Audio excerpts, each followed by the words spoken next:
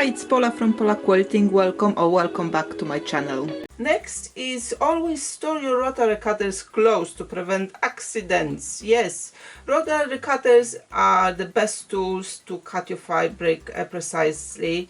There are three main sizes of those, and you can also find some electric ones.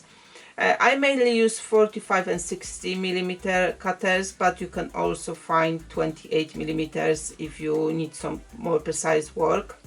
The key advice on those is make it into a habit to close it every time you put it away.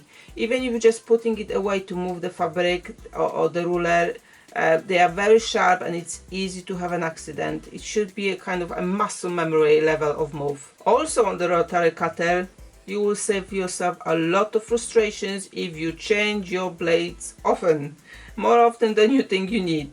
A nice sharp blade means you can cut more layers at the same time, as well as your edges will be straight and crisp. There is no better feeling when you get to that new blade in before cutting session. I buy blades in bulk as it comes, cheaper. Ask your friends if they would like to buy it together to save some change, and you can just buy one big box, share it across, and you have a better price, so you can hopefully change those blades as often as you need. Hi, it's Paula from Pola Quilting. Welcome back to my channel.